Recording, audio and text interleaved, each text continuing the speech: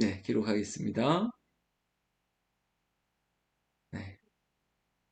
자, 1절 말씀 보세요. 너는 조각목으로 이렇게 시작하고 있습니다. 어제도 말씀드렸는데 이 조각목이 히브리어로 시딤입니다. 시딤 나무죠. 시딤 나무가 뭐냐? 이거 아카시아과의 나무인데 우리 한국에 있는 아카시아 나무랑은 조금 다를 것입니다. 그럼에도 불구하고 아주 단단하면서도 지금 이 팔레스타인 문화 가운데 가장 흔히 보일 수 있는 뭐 그런 좋은 건축 자재로 쓰였던 물건인 것 같습니다. 이 조각목으로 지금 제단을 만든다고 하는데 이 제단이 번제단이에요. 그러니까 재물을 잡아서 불을 태우는 곳을 얘기하고 있습니다. 지금 교회로 따진다면 교회 앞마당에 딱 문을 열고 들어가자마자 가장 먼저 보이는 게 뭐냐? 그게 바로 번제단이에요. 그 번제단에서 하나님께 드릴 제물을 각을 뜨고 그것을 불을 붙여서 태우고 나서 그리고 나서 지성소로 들어갈 수 있는 그런 형태거든요. 그래서 오늘 이 번제단의 모양을 설명해 주고 있습니다.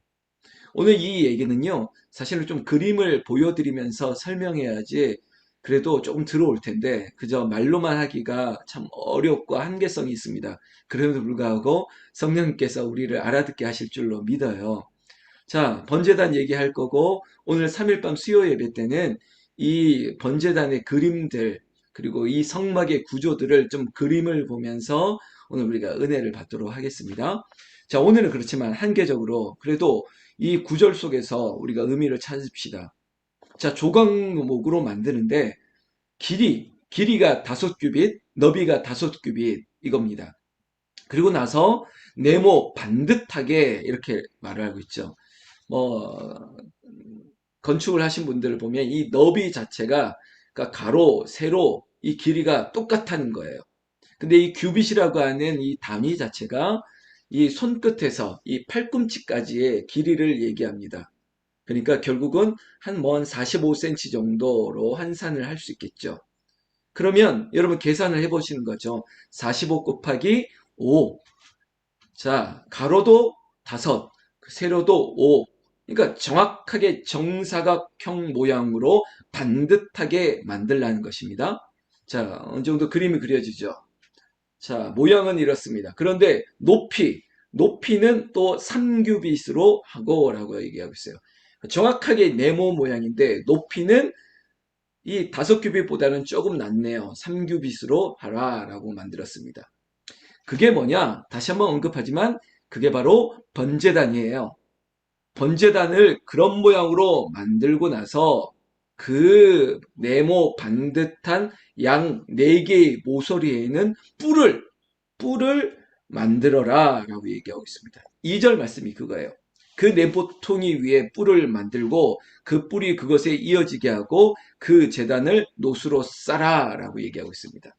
자, 이 번제단은 재물을 잡아 불태우는 데 쓰이는 용도인데 나무로 만들었습니다. 그런데 특이한 것은 그 나무에 지금 노수로 덧입혔다는 거예요. 왜 노수로 덧입혔을까요? 나무로 만들었지만 거기에 뭐 소도 잡고 양도 잡고 비둘기를 잡아서 불태우다 보니까 그것을 보존하기 위해서 당시 문화 속에서 가장 단단했다라고 생각하는 노슬 주물을 만들어서 그걸 입혀버린 거예요. 지금의 우리 녹그릇처럼 그것을 입히는 과정을 거쳐서 번제단을 만들었다.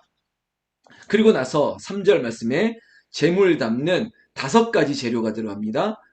재물 담는 5가지 기구가 있습니다. 번제단을 만들었으면 그 번제단을 위해서 쓰여지는 자 3절 재를 담는 통, 그리고 삽, 그리고 세 번째 대야, 그리고 고기 갈고리, 또 물 옮기는 그릇, 이런 5가지 기구가 번제단에 있어야 된다라고 얘기를 하고 있습니다.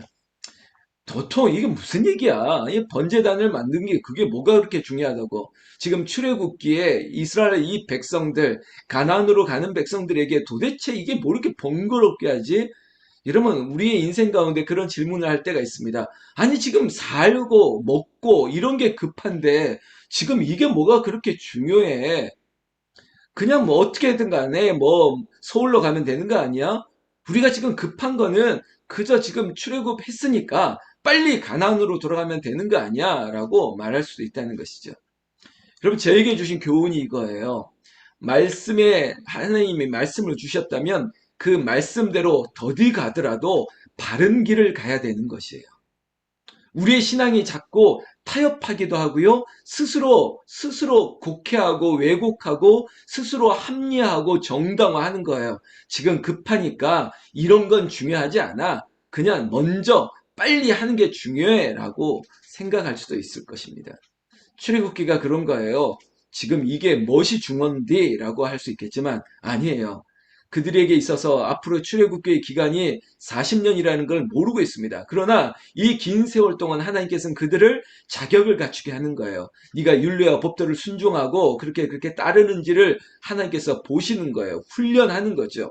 그 시간이라는 것 생각한다면 이 모든 것들도 그들에게 유익해요. 그리고 특별히 이 성막이라고 하는 것은 여러분, 그들에게 하나님의 임재를, 그리고 또한 대제사장이 그들의 죄를 속량하고 죄를 사하는 중요한 장소예요. 그 세월이 한 달이든 20년이든 40년이든 간에 공동체 속에서 모든 백성들이, 사람들이 짓는 죄의 문제를 해결하지 않는다면 아무리 다른 것이 급해도 죄의 문제가 해결되지 않고서는 어떠한 은혜도, 어떠한 그 점진적인 나아질 수 있는 것이 아무것도 없다는 거예요. 여러분, 이 자리에 있는 저와 여러분들도 꼭 기억하세요. 급하더라도 죄의 문제가 해결되지 않는 급한 것은 아무것도 없습니다. 가장 급한 것은 죄의 문제를 해결하는 것이 급해요. 그것이 급한데 하나님께서는 이스라엘 백성들 중에 그들의 지금 가나안의 여정 가운데 중요한 이 성막, 그리고 너희들의 죄를 사하여 줄 수 있는 이 장막에 대한, 이 텐트에 대한, 이 성소에 대한 문제를 정확하게 짚어가시는 거예요. 제가 조금 본문을 제시할 텐데 지금 2절, 3절 보면서 그 번제단의 모양들을 보면서 아, 이런 게 있구나, 이런 식으로 만들었구나. 근데 그것을 위한 또한 도구가 5가지, 통, 부삽, 대야, 갈고리, 그릇이 있구나. 이것들이 뭐가 그렇게 중요할까? 아니에요, 중요합니다. 여러분, 교회를 어제 이 성막이 지금의 교회를 말을 하는 것이고, 지금의 성막은 예수 그리스도의 모형입니다. 예수 그리스도의 모형은 예수 그리스도의 몸 위에 세워진 교회와 같습니다. 성막을 보면서 성막 하나하나의 어떤 물건 앞에 의미를 두려고 하는 것이 아니라 그 의미를 통해서 지금의 교회의 모습, 그리고 성도들의 모습, 우리가 함께 하나님의 교회를 이루어가는 것들을 은혜, 그 예수 그리스도의 모형을 찾는 작업일 뿐이에요. 그러다 보니까 이 번제단도 지금 우리에게 어떤 의미, 그리고 이 5가지의 물건도 교회를 위해서 각각의 역할들이 있어요. 뭐 안천현 집사님의 역할, 그리고 김양희 집사의 역할, 이영호 집사님의 역할, 모양은 달라도 그것들이 쓰여짐에 있어서 하나님의 교회, 이 교회를 위하여 꼭 옆에 있어야 되는 것들이라는 것이죠. 어제 말씀 기억해 보세요. 커넥 온, 서로 연결되어 있습니다. 그리고 서로 균형을 이루고 있습니다. 서로 마주하고 있습니다. 그것들이 다 연결되어서 하나님의 교회를 이루어 나가는 것이 이상적인 교회죠. 지금 우리는 그것을 누리고 있는 것이에요. 저도 이 본문을 보면서 우리가 창립 49주년을 우리가 앞두고 있지 않습니까? 1972년 10월 8일 교회가 세워지고 한국 나이로 이제 50이 되었습니다. 이 교회가 여기서 머물지 않고 또 다른 50년을 바라볼 때 이 교회에 대한 의미를 출애굽기, 이 성막의 이야기를 이 타이밍에 주신다는 것도 절묘한 것이고요. 이 말씀을 보면서 우리 교회를 어떻게 세워갈 것인지를 목사에게 먼저, 그리고 저와 여러분들, 기도하는 우리들이 이 말씀을 다시 한번 볼 수 있다는 게 얼마나 큰 은혜인지 모르겠습니다. 그러니까 하나님은 절묘하신 하나님, 하나님은 말씀이 항상 우리의 생각보다 앞서가셔서 그래, 지금 이 말씀이 필요해 라고 우리에게 주시니까 저는 너무 감사한 거예요. 여러분, 저만 감사한가요? 저만 제가 신기하고 놀라워 저만 이러면 되겠습니까? 아니, 우리 모두가, 하나님은 너무나도 신묘막측하신 하나님, 그래, 교회에 대해서 이렇게도 말씀하시는구나. 사랑하는 성도 여러분, 이 교회가 이렇게 필요한 것들이 있어요. 죄를 위해서, 죄 사함을 위해서 교회가 필요한 것이에요. 가장 가장 구원받는 요소, 그것은 죄 사함 아니겠습니까?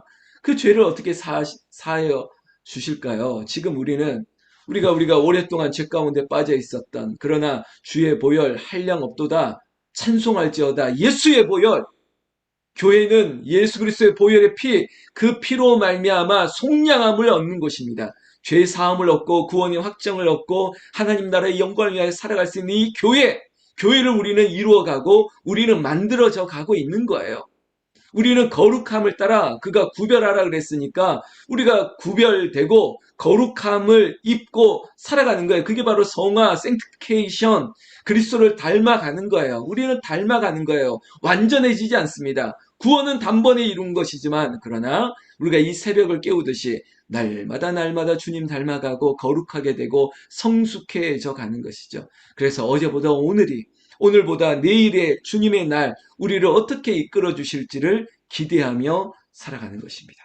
그런 의미에서 하나님께서 이 번제단의 모습을 우리에게 보여주시면서, 그래, 이 놋제단, 이 시띠나무로 놋으로 덮어졌던 이 제단이 너희를 위한 것이다 라고 우리에게 말씀해 주고 있습니다. 참 어려운 얘기 같으면서도 아주 쉬운 말씀인데, 여러분, 이것은 하나님께서 번제단의 의미가 결국은 우리를 위한 것이라고 말씀하고 있습니다. 여러분, 성경 말씀을 좀 찾아보시면 좋겠는데요. 여러분, 성경 바로 옆에 있는 성경이니까 레위기 6장 말씀 잠깐 보실까요? 레위기 6장, 출애굽기 바로 옆에 있으니까 한번 찾아보겠습니다. 레위기 6장. 다 찾으신 줄로 믿고요. 레위기 6장. 찾으셨죠? 여러분, 레위기 성경 이렇게 통독하시거나 쓰다가 이 레위기에서 굉장히 좌절하시는 분들이 많은데, 여러분 8절 9절 보시면 여호와께서 모세에게 말씀하여 이르되, 이거는 번제에 대한 규례입니다. 아론과 그의 자손에게 명령하여 이르라. 번제의 규례는 이러하니라. 번제물은 아침까지 제단 위에 있는 석쇠 위에 두고 제단의 불이 그 위에서 꺼지지 않게 할 것이요. 여러분, 지금 우리는 번제단의 규격을 출애굽기에서 보고 있는데, 이 번제단을 앞으로 제사장이 그 제단의 불이 꺼지지 않게 관리하라고 얘기하고 있습니다. 오늘은 이 얘기로 기도 제목을 두려고 그러고 있습니다. 하나님께서 번제단을 왜 이렇게 말씀하실까요? 우리를 위한 것이라고 분명히 말하고 있습니다. 그리고 번제단의 모양 자체가 정확하게 이게 정사각형입니다. 하나님은 공의로우신 하나님이에요. 하나님은 정확하신 하나님이에요. 그 정확하신 하나님이 우리에게 있어서 우리의 모든 죄를 정확하게 온전하게 영원히 속량하실 수 있는 하나님이세요. 그 하나님이 지금 성막의 모형이었던 교회를 통해서 예수 그리스도의 보혈의 피를 의지하는 사람에게 모든 죄를 사하실 수 있으세요. 여러분, 이 정확한 정사각형의 끝 모서리에 뿔을 만들었습니다. 뿔을 만들어라 그랬어요. 이 뿔이 뭐냐면 나중에 열왕기상, 역대기 이런 데 보면요, 그 다윗의 정적들이 다윗에게 살려달라고 마지막 은혜를 베풀어 달라고 매달렸던 데가 어디냐면 이런 번제단의 뿔을 막 붙잡는 거예요. 번제단의 뿔을 붙잡고 성경 읽다 보면 그 뿔을 붙잡는다는 것은 내 생명을 보존해 달라는 거예요. 이 번제단이 죄 사함을 얻는 새로운 생명을 얻는다는 하나의 상징이기 때문에 그 번제단의 뿔을 붙들고 매달리면서 살려달라고 그랬던 성경의 이야기를 보면서, 여러분, 이곳에서 죄 사함의 속량함과 은혜와 생명이 있는데, 그 번제단을 하나님께서 백성들 사이에 두고 그 번제단의 불을 꺼지지 않게 관리하는 것을 모세에게, 제사장에게 명령했다는 것입니다. 저는 이 본문을 어제 보면서 제 가슴이 얼마나 뜨거운지요. 하나님께서 너는 북한산 기도원 홍은제일교회 제단의 불을 끄지 말라. 아침부터 저녁까지 24시간 동안 매일매일 불을 끄지 말라는 거예요. 왜 그런지 아세요? 교회의 기능을 제가 은혜 받은 거예요. 교회는 언제든지 누구든지 그 성막에 들어올 때 가장 먼저 보이는 그 번제단의 모습을 통해서, 그리고 지금 교회에는 누구든지 오라, 언제든지 오라. 교회는 늘 기도의 불이 꺼지지 않고 그 기도의 불에 의지하면서 우리의 죄를 속량함을, 속죄함을 얻고 다시 한번 생명을 보존하고 하나님의 은혜를 힘입어서 살아갈 힘을 얻는 것이 바로 교회인데, 교회의 가장 큰 역할, 이 번제단처럼 우리의 죄를 사하여 주시옵소서. 우리가 그곳에서 다시 한번 살아갈 힘을 얻게 되는 것처럼, 여러분, 우리의 교회가 그런 교회, 누구든지 오라, 언제든지 열려 있어서, 우리가 불새라고 제가 꼭 이 네임 이름을 짓는 것처럼 불이 꺼지지 않는 교회, 기도의 불이 꺼지지 않는 교회, 번제단의 불을 아침부터 저녁까지 24시간 동안 늘 피워서 언제든지 누구든지 어느 타이밍에 와서 어느 때 오더라도 그 불을 받을 수 있는 교회, 그런 교회 됐으면 좋겠습니다. 그런 교회가 여러분들을 통해서 이루어가고 있고, 이 새벽 기도회가 우리 교회의 번제단의 불을 끄지 않고 이 새벽에도 여전히 불을 밝힐 수 있다는 것이 하나님의 은혜가 되고 있다는 것이죠. 저도 불을 끄지 않도록 관리하겠습니다.